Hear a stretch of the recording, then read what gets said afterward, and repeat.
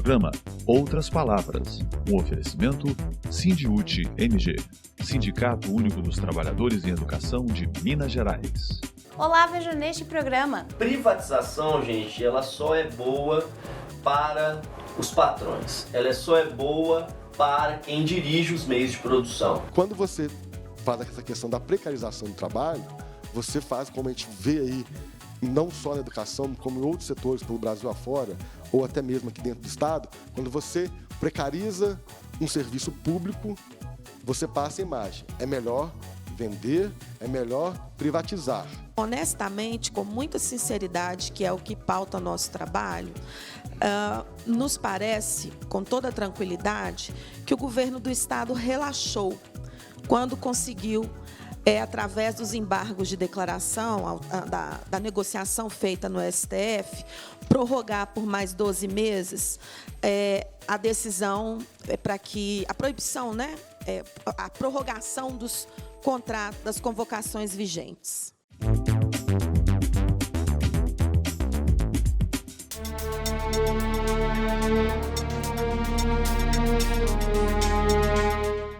Dia 2 de outubro, nós iremos às urnas em todo o país escolher os nossos representantes. E aí, Denise, você acompanhou o debate?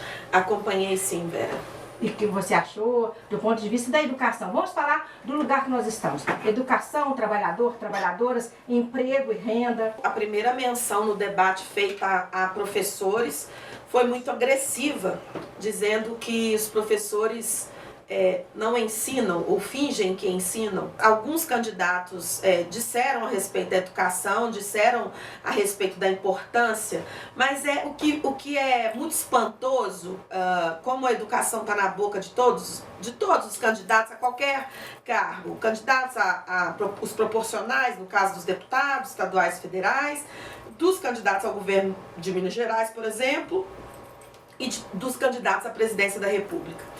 Mas é importante a gente avaliar o comportamento dos partidos nesse período, nesse último período, nessa última legislatura. O debate, ele especialmente deu um tom para o povo mineiro de em quem não votar, né? Quem entende o povo que é pobre, o povo que precisa mesmo dos serviços públicos, precisa da escola pública, porque ao tempo todo eu vi os candidatos falando que a questão é melhorar a condição do professor. Eu não vejo isso aqui em Minas Gerais, eu não vejo, inclusive, o piso salarial que já está implantado em várias partes do país, ainda não foi implantado aqui para os professores. Então, como você vai valorizar a educação se você... Ele falou isso, né? Ele falou que tem que valorizar o professor. E deu o governo de Minas como exemplo, né? Como exemplo de gestão. Então, foi um exemplo contraditório, porque não é isso que acontece em Minas Gerais. Então, muito importante esse debate. Foi assim, deu pra gente ver exatamente em quem não votar, né? Então, acho importante toda a população que é pobre, que precisa dos serviços públicos, né? Que tá aí, que precisa do SUS, que precisa das escolas públicas. Ninguém tem condição de pagar uma escola privada, né? Eu tava só para finalizar aqui a minha fala, eu tava escutando um debate, né, de umas pessoas do lado, falando assim, a mensalidade é 10 mil reais. Eu falei, que isso, que mensalidade que é essa? Da medicina, né? Sim. As universidades. Uma mensalidade de 10 mil reais. Quem que vai fazer medicina?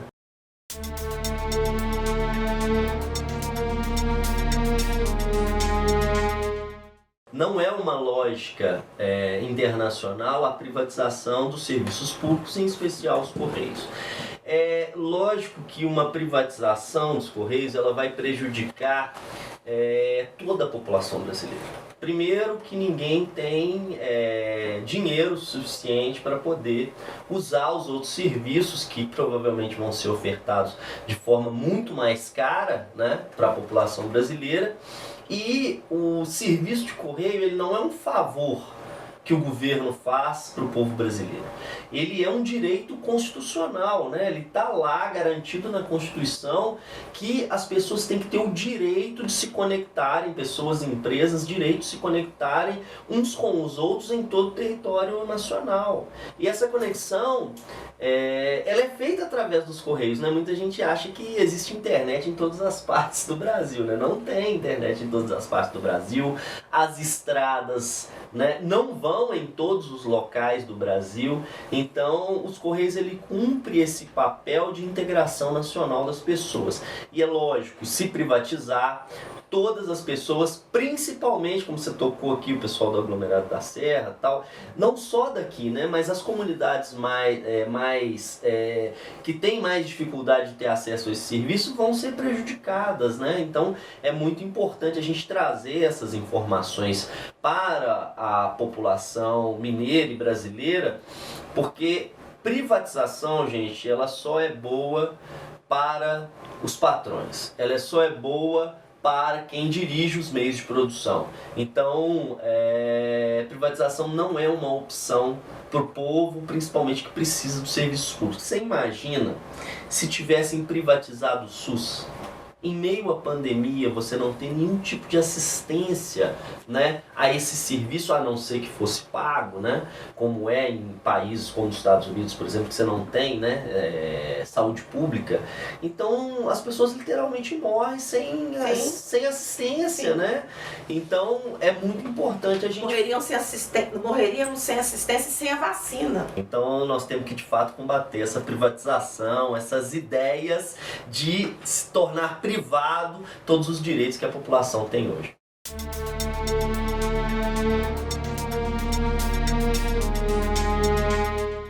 Eu acho que nós nunca vivemos, não é, Denise, um momento tão dramático para a educação como vivemos agora, de tantas retiradas de direitos, né, de tanto privatismo, e muita luta sendo negada, não é mesmo?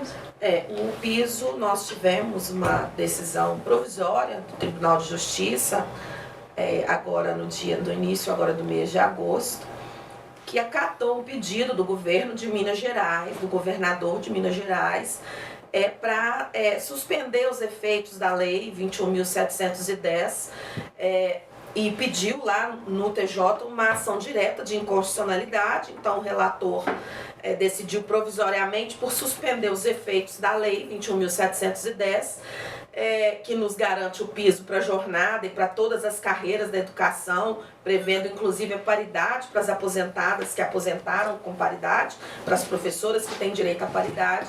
E o pedido do governo Zema foi acatado num primeiro julgamento, numa decisão provisória. O mérito da ação ainda não foi julgado. O salário da professora se aproximar de um vencimento básico de R$4.000 é considerado como um dano irreparável ao Estado de Minas Gerais, mas a criminosa que tem representantes que a defendem dentro do governo do Estado de Minas Gerais, continua atuando, financia campanhas, atua com pautas dentro do Poder Legislativo e é tratada como parceira pelo governo, é tratada como melhor amiga.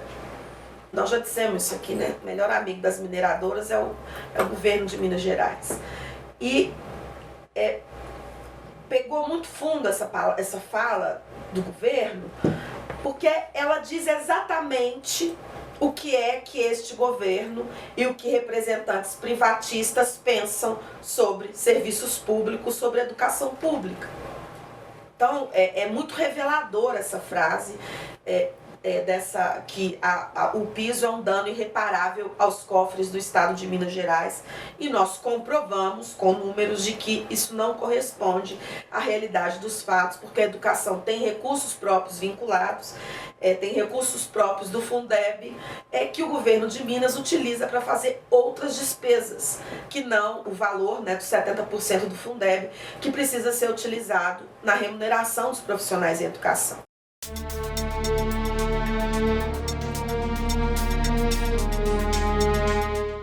Denise, nós temos um recadinho aí da ponta da hora da educação. Mudou a data do nosso congresso, do Sindiúti? Nós adiamos o congresso e não temos ainda uma nova data para a realização do congresso. O congresso foi adiado devido à perseguição judicial do governo Zema contra a entidade. Mas nós faremos sim, o congresso é estatutário, precisamos fazer e o faremos assim que for possível. E nós, da educação, vamos convocar a nossa categoria para o dia 10 de setembro. Nós convocaremos um conselho geral da nossa categoria. O governo tem um comportamento de eliminação dos que o criticam ou dos que reivindicam melhores condições de trabalho para os servidores, no caso, servidores, trabalhadores em educação. Então, por mais incrível que isso possa parecer, nem nos tempos de Aécio e Anastasia nós enfrentávamos criminalização da entidade sindical a esse ponto que nós chegamos agora no governo Zema. As notícias que vêm da Assembleia Legislativa com a luta travada no Legislativo Estadual pela educação. A convite da Comissão de Educação, Ciência e Tecnologia, o Sindiúti-MG participou no último dia 24 de agosto de uma audiência pública. Na oportunidade, o sindicato cobrou mais uma vez novas nomeações do edital número 7 de 2017 e um planejamento de concursos públicos para a rede estadual. A questão da situação do Estado, por que esse debate, essa luta que é feita em relação ao concurso público, ela é antiga, né? Porque é um perfil do Estado de ter um número muito grande de servidores contratados, né, com contratos temporários. Isso é uma coisa que já acontece há bastante tempo, e algumas carreiras, ao longo dos últimos 3 anos, isso aumentou, né, no caso, por exemplo, dos especialistas em educação básica, que tiveram um histórico de sempre ter um quadro de mais de 60% de efetivos, e hoje se encontra em termos de 50% a 50%. Pegando o perfil deste governo, né, do atual, desde janeiro de 2019, que a parte laranja, que é a parte de contratos temporários, ela sempre está mais de 50%. Né? A gente vê que o pessoal que é efetivo, abaixo de 50% do total do pessoal que está na ativa, né? Então, a gente sempre vê assim, que o perfil de todas as categorias ter mais contratados do que efetivos. E aqui é só para vocês terem ideia como é que foi essa evolução no caso dos concursados. Tá? A gente começa o governo em janeiro com um pouco mais de quase 95 mil trabalhadores concursados no Estado, né? E vem caindo ao longo do tempo. Tá? E quando a gente vai ver hoje, tá? A gente que está chegando em junho de 2022, a gente tem um pouquinho abaixo dos 90 mil. E deixando claro que todos esses dados foram obtidos no site do Tribunal de Contas, né, através do cadastro dos agentes públicos do Estado e dos municípios de Minas Gerais. São informações que a própria Secretaria de Educação informou para o Tribunal de Contas, então a base dessas informações é essa. Quando a gente fala na questão dos temporários, né, que sempre teve aí na casa, oscilando entre 140 e 100 mil temporários no Estado, na Secretaria de Educação como um todo, ela sempre oscila. Né? Mas a gente pode ver que, mesmo nos períodos em que teve queda do número de pessoal efetivos, não coincide tanto com com o aumento de contratados. Então, ou seja, teve um período que, principalmente durante a pandemia, onde houve a redução do número de trabalhadores concursados, também houve um número de trabalhadores temporários, então, ou seja, pode ter um desfalque, e agora teve uma nova retomada do aumento do número de contratados. Durante todo o período dessa gestão, até o início deste ano, a gente sempre teve maior número de efetivos do que contratados no cargo de especialista, mas, a partir de março desse ano, a gente tem agora um equilíbrio, onde tem 50% de efetivos. Já chegou a ter quase 70% de profissionais efetivos, que especialistas. Hoje, o quadro que se encontra, né, que já vem retomando, a gente pode pegar aí desde abril do ano passado, que vem tendo essa queda, ou seja, faltando as nomeações que deveriam ter sido feitas e contratando mais, a gente hoje tem um equilíbrio. Então, teve uma redução de 20% do total de servidores contratados comparados com de servidores concursados em relação aos contratados. E aí a gente vem a questão da situação do concurso, né, para relembrar como é que era, né, foram ofertadas cerca de 711 vagas para especialistas, 16.245 para professores, dando um total de quase 17.000 vagas ofertadas no concurso, né, que são dados que foram obtidos dentro do portal da transparência, né?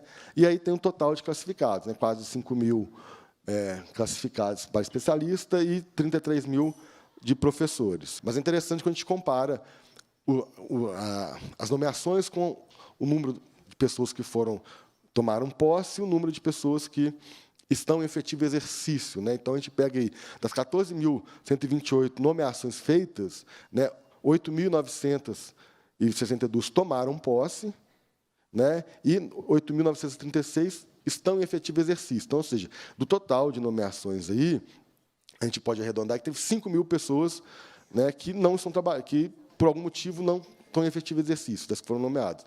Pode ser desistência ou outros motivos, mas isso é importante registrar. A gente tem aí um percentual, né, por ano dessas nomeações, posse e exercício, né? A gente vê aí que no ano de 2018, né, quando o concurso foi realizado, se não me engano, em março ou abril de 2018, com os resultados, tudo. Então, as nomeações começaram no próprio ano em que foi realizado o concurso, tendo aí 31% das nomeações totais, sendo em 2018. A gente teve, no ano da pandemia, o pior ano, né, das nomeações, mas, ainda assim, os percentuais não chegam ao total de vagas ainda, então ainda falta muito ainda, lembrando, né, que desde 2019, né, várias foram as reuniões entre o Sindiúte e o governo do Estado, com a CEPLAG, Secretaria de Educação, cobrando as nomeações. A gente vê aí que, tanto no especialista quanto no professor, né, não foram nomeadas todas, não estão em exercício todas as pessoas que foram nomeadas. Em relação ao número de postos, os valores, os números são próximos, porque tem aquele delay também, né, que às vezes a pessoa toma posse, mas por algum motivo, problema de saúde, ela tem um prazo para assumir, mas por algum motivo de saúde, ela pede prorrogação para entrar em efetivo exercício e tudo mais. Então, isso é normal ter esse tipo de situação. E aqui a gente faz uma pequena simulação, né, daquele total de servidores que foram classificados no concurso público, né, excluindo aqueles que foram nomeados, tá? A gente incluiu, então, esses quase 24.000 cargos que ainda não foram nomeados. Se fossem todos contratados agora, todos nomeados agora, tá? O perfil mudaria, né? Então, daqueles 55% de temporários no Estado, só com aqueles que foram classificados no Estado e ainda não foram nomeados, o perfil passaria para 58% de efetivos, ou seja, sairia de 45% de efetivo e aumentaria para 58%, quase 60% da carreira. Quando você faz essa questão da precarização do trabalho, você faz, como a gente vê aí, não só na educação, como em outros setores pelo Brasil afora, ou até mesmo aqui dentro do Estado, quando você precariza um serviço público, você passa a imagem. É melhor vender, é melhor privatizar, né? Então, quando você continua precarizando, no caso, a educação, você vai fazer o quê? Como é que eu vou privatizar a educação? Né? Você vai fazer os modelos do mercado de trabalho, do mercado privado, são melhores. E eu vou implementar isso aqui no Estado. É essa uma lógica, né? Então, quando você associa todas as outras políticas e juntando a precarização e não fazendo concurso público, você também incentiva esse tipo de política.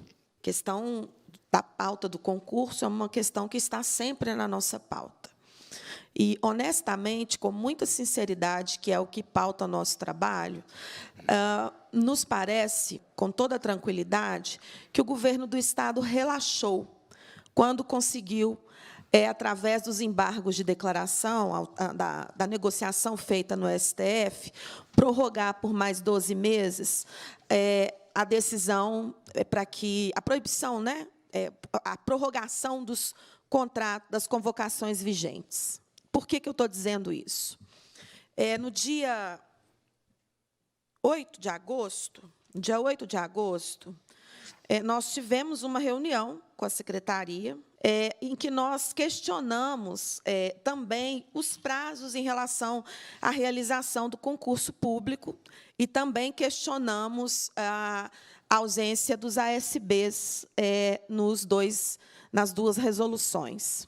E o que nos foi dito à época pela subsecretária de Gestão de Pessoas, ela fez também a discussão sobre a questão da comissão organizadora e da dificuldade da licitação, e nos disse, no dia 9 de agosto desse ano, que em 25 dias nós poderíamos ter algum retorno em relação à realização da licitação da empresa que vai fazer o concurso. Ela disse isso na mesa de negociação com a entidade sindical. A representante do governo disse isso. E agora, esse prazo já não é mais o prazo que foi colocado para nós.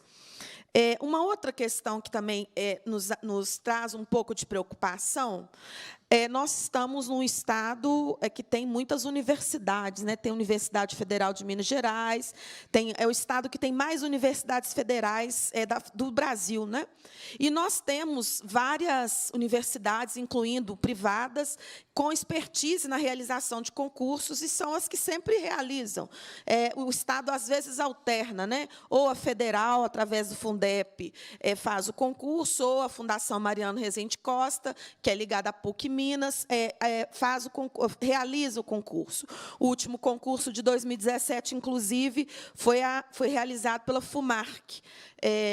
Se não estou me falhando a memória aqui, mas eu acho que foi mesmo a FUMARC que realizou o último concurso. Então, nós não tivemos nenhuma...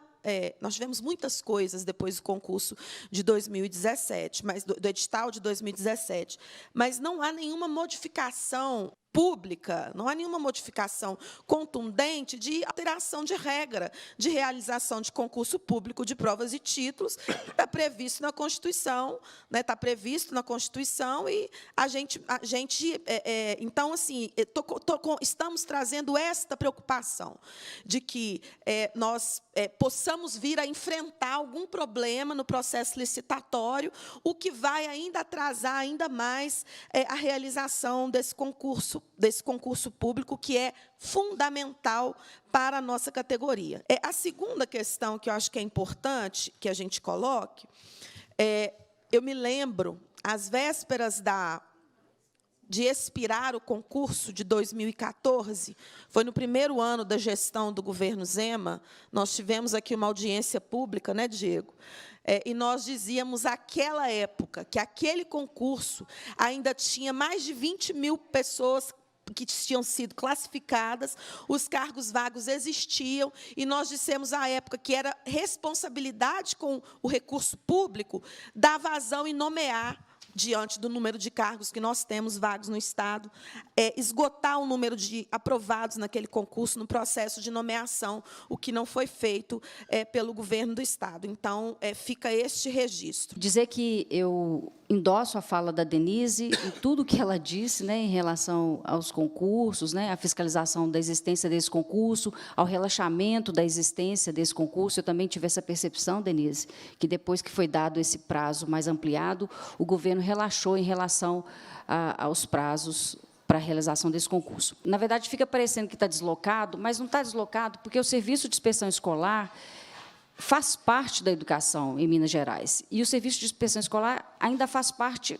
do magistério da educação mineira, né? Em alguns estados, a gente já acompanha que o inspetor escolar, ou com outro nome que quer que exista, já não faz parte do quadro do magistério, mas, em Minas Gerais, nós fazemos parte do quadro do magistério. Falando mais especificamente sobre concurso público, né, nós estamos fora do concurso público desse de 2017. O último concurso que teve para inspetor escolar foi em 2011. Nós não fomos contemplados em 2017. Então, são 11 anos sem concurso público. A gente não tem que ficar cortando o profissional da escola, a gente tem que instrumentalizá-lo de acordo com a sociedade em que nós vivemos, para que ele atenda da melhor forma possível às necessidades dessa escola e dessa sociedade. Nós somos servidores públicos, gente, o nome já diz, servidor, é para servir.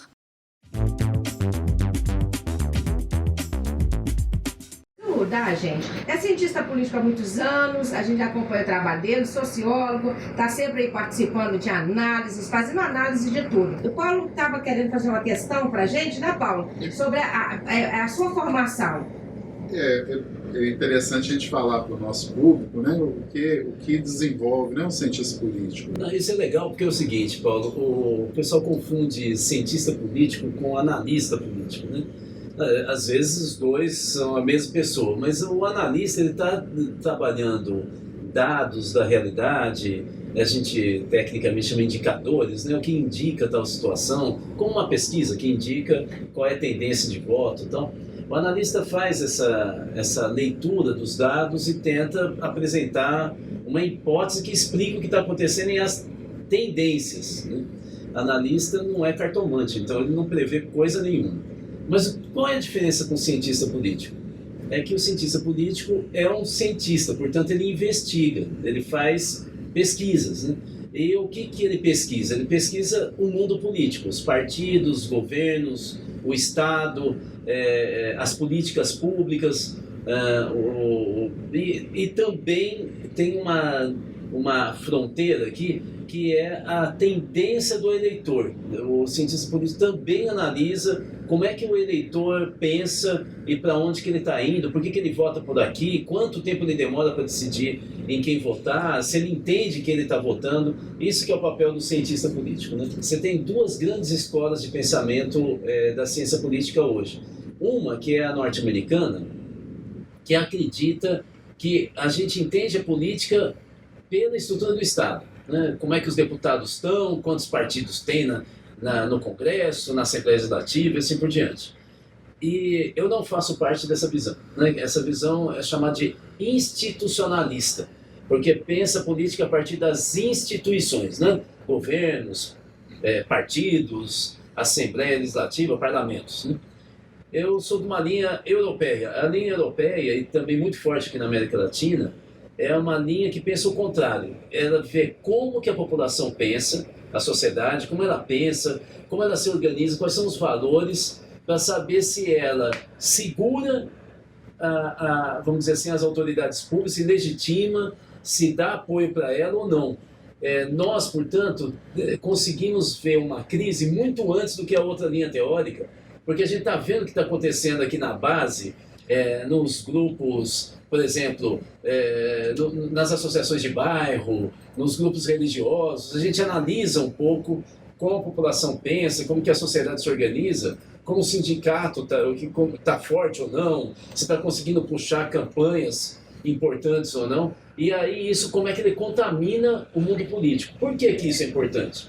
Porque uma pessoa que é eleita, ela deve representar os interesses da sociedade, não o inverso, né? Então nós, dessa linha mais europeia, pensamos exatamente o inverso daquela linha norte-americana institucionalista. Então não é uma previsão, né? É uma leitura da realidade. Isso é importante para a gente, que tantas vezes, né, o nosso povo está aí no corre, né, como se diz, né, e não tem tempo de parar para ver o que está acontecendo com a sua vida, por que ele está numa situação complicada, o que falta para ele. Nesse momento aí que nós estamos aí próximo, né, inclusive da eleição, é muito importante as pessoas refletirem, né? O pessoal acha que por ser especialista, você tem certeza das coisas, né? Eu costumo explicar, olha, um cientista, ele investiga. Isso significa o quê? Que aquilo que a realidade mostra tem que ser levado a sério. É diferente de verificar. Verificar significa que eu já tenho a verdade e eu vou ver se aquilo que eu vou pesquisar, se aquilo, qual é a quantidade de verdade que eu tenho que está contida lá. Aí eu vou confirmar aquilo que eu já penso. Um investigador, um pesquisador, um cientista, ele nunca vai já com uma ideia clara. Ele tem hipótese, mas ele nunca vai com a ideia. É igual o médico. Se eu tomar isso aqui, eu vou ficar mais jovem, vai ficar meio difícil ficar mais jovem, né? Mas como é que eu posso ter certeza? Não sei, eu tenho que fazer uma análise de você, né?